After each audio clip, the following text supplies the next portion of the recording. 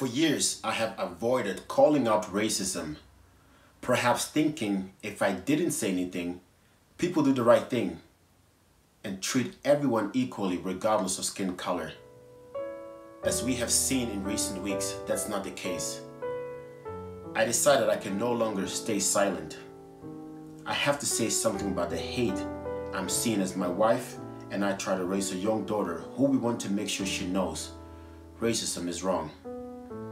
Judging someone by the color of their skin is wrong. As a black father and husband, I have faced racism as a student, as an athlete, as a customer, and as someone looking for a job. But I want to use those experiences as an example of how empty that hate can be and how hurtful it is. I call it empty hate because there's no reason for it. Judging someone by the color of their skin is empty because it causes people to feel empty, like their worth is somehow less than someone who is white. I am not alone feeling that something needs to be done. If you look at the melting pot of the races gathering to protest against racism, you can see the time is now to keep up the fight for the right reasons and fight for equality. In 2008, before he became the first black president of the United States of America, Barack Obama said, "We may not look the same and may not have come from the same place, but we all want to move in the right direction." There's no immediate solution, but to me the solution starts within all of us, moving in the right direction of demanding equality. We all must agree that racism is wrong. I didn't know much about my ancestors' slavery story until May 2019. My wife Erica and I visited the Cape Coast slave castle in Ghana where my ancestors were held and tortured for more than 400 years. If you were strong enough to survive the torture, you got shipped to America to work for a white slave master.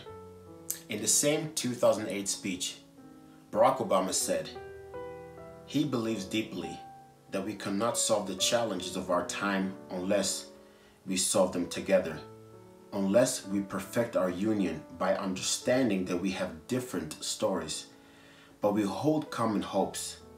Hope is a great word, but it needs to be turned into peaceful action. It gave me goosebumps to see the peaceful protesters joining together for the common purpose of equality for everyone. I am with those peaceful protesters. To them I say, keep protesting, keep the conversation going, but don't hate. Don't become the oppressor and don't let this divide us. I urge everyone to pray for each other, care for each other, and have honest and open conversations. We must always strive to be better. We must also remember that no one is any less valuable of a person simply for the color of their skin. We all have so much to give. We all have so much to offer. It's more valuable when we all support each other regardless of race. You may never know what it feels like to be black, white, Latino, or Asian, but you know the difference between right and wrong. The solution starts with us, and that's why I'm speaking out. In unity, there is strength.